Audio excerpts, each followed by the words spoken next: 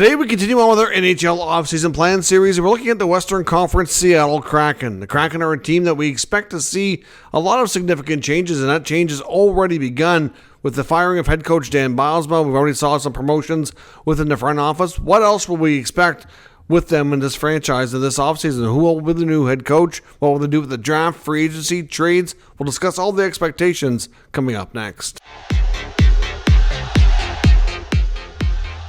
So welcome back to another video here at Top Shelf Hockey. As I mentioned, today we're analyzing the Seattle Kraken, looking at their offseason plans to try to get better for next year. Of course, the Seattle Kraken are, a team that's had back-to-back down seasons after making the playoffs for the first time. It's been nothing but regression really ever since. In that second year, the Kraken were in the league and made the playoffs, hit 100 points, won a round. I kind of thought that they were a prime team for regression after that, because I thought everything that could go right did go right, really propelling them to a really exceptionally strong season. They scored at a very high level as well. A lot of players hit career highs, and that's why I thought they're probably primed to take a little bit of a step back. Problem is they took a bigger step back than I ever imagined, and now for the second year in a row, they've regressed even a little bit further. So we're going to analyze this past year, take a look at all the numbers, see what went right, what went wrong. Then we're going to analyze their offseason stuff. We'll look at their cap space, the expiring contracts, so their internal business, and look at what they're going to do between the draft, free agency, trades, etc., and kind of give our thoughts on where they should put their focus. So let's start first with recapping the 24-25 NHL campaign. The Kraken finished with a record of 35, 41, and 6 for 76 points. Obviously, they have the sixth best odds now at the first overall pick, so they're sixth from the bottom, which really, it's not great. It really isn't. They should be doing better by this point in the team history. Last year, they had 81 points, so they even regressed 5 points further back after last year, where they had like a 20-point regression. They scored 247 goals this year, which is an improvement. Last year, they only scored 217. 30 extra goals is a lot. The problem is that their goals against got worse as well. So overall, they didn't come out really all that far ahead. They gave up 265 goals this year, whereas last year they only gave up 236. So they scored 30 more goals, but they gave up 29 less. So really, are they really any further ahead? No, not really. And in the grand scheme of things, the way the goals came and how everything's structured, they ended up doing a little bit worse. The power play needs work. It's not great, 18.9%.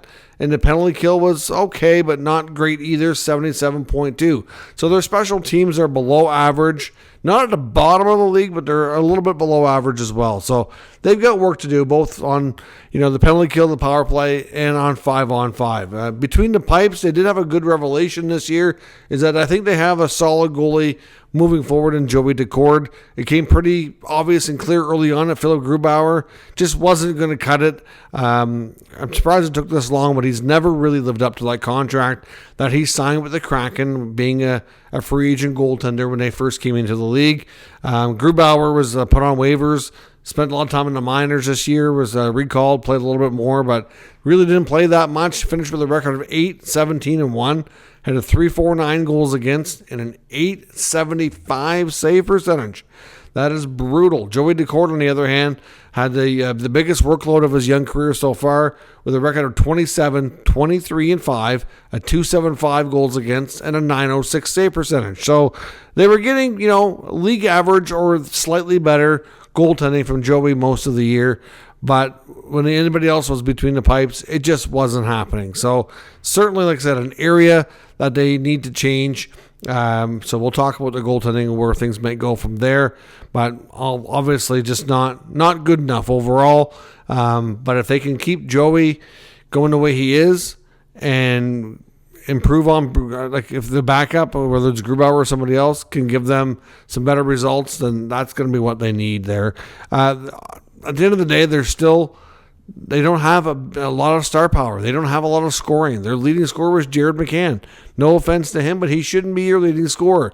Jared McCann should be a nice complementary piece that can hopefully get you 25 to 30 goals, 50, 60 points, but he should be a middle-of-the-pack player, not your leader. He's got 61 points, was their top scorer this year. Chandler Stevenson, who came over as a UFA this past year, 51 points, was second. Jaden Schwartz, who's been there since the beginning as well, 49 points. And Shane Wright had a nice breakthrough season, 44 points for Wright, of course, who struggled early after the draft, but has certainly kind of taken a big step and big stride this year, and we hope that continues. Of course, they made a lot of changes during the season. They made a bunch of trades. They traded away guys like Bjorkstrand, Tanev, Sprong, bringing in guys like Capo Caco, who was another young player, was a great find as well. So they continue to kind of move away from some expiring contracts and try to bring in some more younger players that they thought could thrive. And Caco, to be fair, did a lot better once he arrived in Seattle compared to his time with the New York Rangers. Of course, they wasted no time at the end of the year firing head coach Dan Bilesma. I was shocked by that, considering the roster this guy was given. I'm not sure really what they expected from him, and he was only on the job 1 year. That's after putting in multiple years of being a great coach and getting great results at the AHL level for this franchise. I just feel like they kind of did him dirty, unless there's something else behind the scenes that I'm not aware of. Results alone, I don't think it was right for him to be fired. So we will see. They also promoted Ron Francis and Jason Botterill. So Francis goes from GM to president, and Botterill goes from AGM to GM. I was stunned by this move, to be honest. This franchise is what they're going to be going into their fifth year. Ron Francis has done absolutely nothing. I'm not a Ron Francis fan at all as a manager. He didn't do a good job, in my opinion, during his time at the Hurricanes. He gets this job with Seattle. Just so happens he was let go not too long before this team needed a GM. So, he was somebody with experience that they saw as a potential asset. But really, what have they done? They botched the expansion draft. Their first season was horrible, which is not, the end of the world being an expansion team. But then the second year, they take a big step forward, and it's been nothing but regression ever since. I'm not a fan of some of the contracts they've handed out. They still don't have any star power on this team.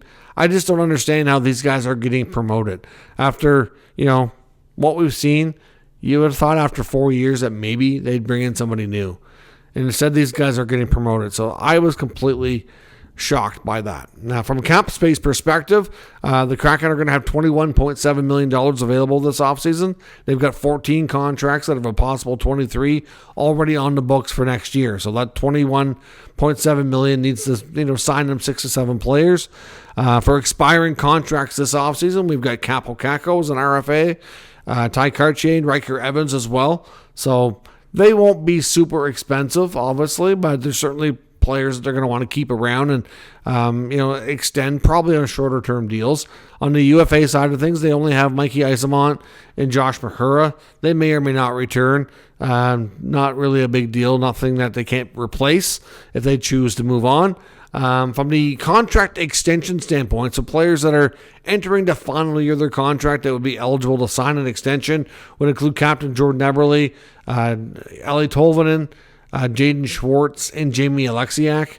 I have no doubt that Eberle is somebody they probably want to keep around. Probably Tolvanen as well. Alexiak and Schwartz, not a given. I mean, maybe. It's not a given that they would want to move on. I'm just not sure they would rush into it, because depending on how next year goes, those guys could prove to be very valuable trade chips at the trade deadline. I think if they were going to move them, that they could be possible trade pieces for the offseason, depending on what they decide to do. But if not, those could be a couple of prime guys that could move at the deadline next year, like we saw with Tanev and Bjorkstrand this past year. So we'll see. Either way, when it comes to internal business, a couple RFAs to look after, and maybe 1 or 2 extensions. It's really not that much.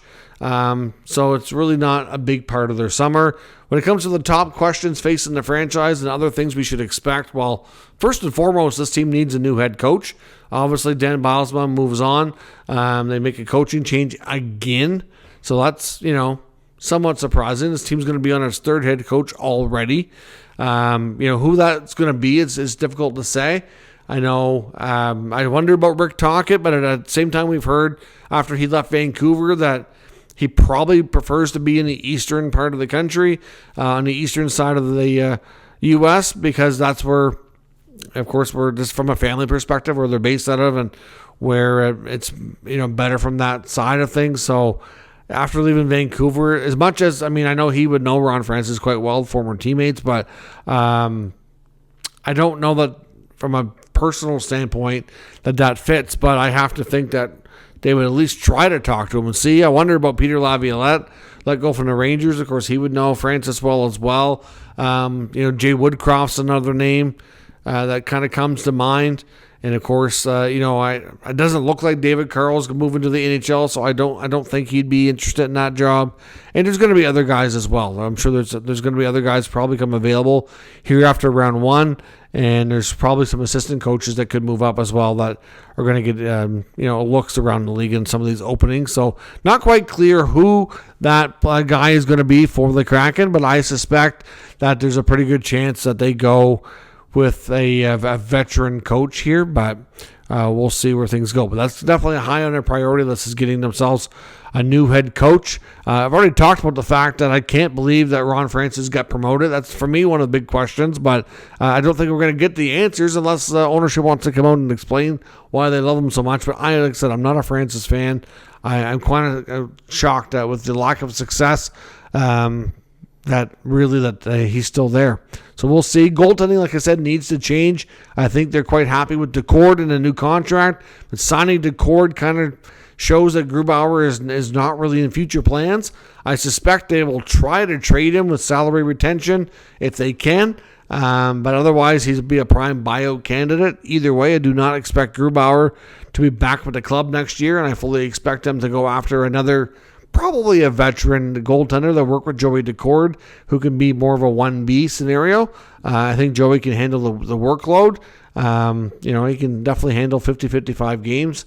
And then you need another goalie who you can play, somewhere around that 30 games or so, and that you can count on for, enough wins that you're not going to be losing every time you feel like you put your backup goaltender in. So, that's a big part of it. The team is lacking star power big time. So I do wonder, I'm not entirely convinced they're going to be able to pull it off, but this team needs a star player.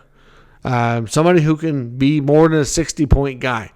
There's not going to be a lot in free agency that they can really look at.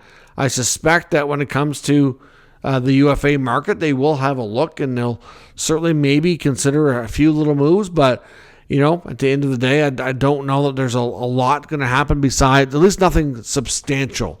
If they do any business on the free agency day, like, dipping into the free agent pool, it's probably going to be more depth players. So we'll see. Obviously, the other big question here is they need to figure out a way to ignite Matty Beniers. Matty Beniers I still believe is a really strong young talent, but he's not living up anywhere near the contract. Shane Wright came along and passed him in points this year, not by a lot, I know, but still, after the rookie season he's never really come close to duplicating that. They need more out of Beniers, and they need to find a perfect complementary player to play with him, I think. So, I know, if, for example, Mitch Marner makes it to free agency, I don't know that Seattle stands a great chance to get him, but you have to try. You need a star player on this team, and it's not going to be easy to do. Obviously, the free agent market will be a little thinner this year, so, maybe not. They might go shopping off, some of the top scoring wingers, like a Ehlers or a Besser. Somebody like that might be somebody they target. I don't know what their odds of landing them, but they have to try for sure. Of course, they have the 2025 NHL Draft coming up, where they're guaranteed a top 8 pick. Worst case scenario is 2 teams below them win. They drop to number 8, but the odds are favorable that they'll pick somewhere between, probably 6 is probably the most likely if the 2 teams that are ranked ahead of them win the lottery spots, which is highly likely. If that's the case, and they don't have any lottery luck and they're picking 6, 7, or 8, I honestly have to think that you seriously consider trading the pick. That pick would have really good value. If you can find a 25 or under really, really good young player that will really help you elevate your team and play a top 6 role or something like that, I think you need to make that move. I think this team needs to start taking some steps forward, and that might be a good asset to do it. So otherwise, you're going to probably get a decent player, but again, it's going to be a couple of years at that point before they're really impactful. So, we'll have to wait and see. I mean, at this point, I'm not really sure of any other rookies that are going to be super impactful with this team next year. I mean, they do have some prospects for sure that might play. I suspect we'll get more games, maybe a guy like Ryan Winterton. But they need to find some star power. It's just that simple. And they're at a spot in the draft that I don't know they're going to get that. That's why I wonder if you consider moving the pick. I just don't know that they have a ton of other assets that teams want. And if you're looking at bringing in a top player from another team via trade, they're going to be asking you for guys like Wright and Beniers or, Evans maybe. And you don't want to move those guys. Those are your top young players. So they got to find that balance between not mortgaging the future too much, but yet bringing in something to help them take a step forward. Because the thing is, you look at that Western Conference, and it's a powerhouse. Between Winnipeg, Colorado, Dallas, Edmonton, Vegas, good luck. And then you saw teams like St. Louis and Minnesota really take steps this year. It's going to be really, really hard for the Kraken to make the jump. A bunch of teams get in the playoffs and then have a chance to do any damage. They've got work to do, and they need to get on it. So we'll see. Hear what happens. Let me know your expectations around the draft, free agency, and trades, as well as our own internal business here for the Seattle Kraken for the upcoming 2025 offseason. And we'll discuss further in the comments. If you're new to the channel, of course, make sure you subscribe and stick around. We'll keep you up to date with all the news, rumors, and analysis of all 32 NHL teams. Thanks for watching. I'll catch you next time.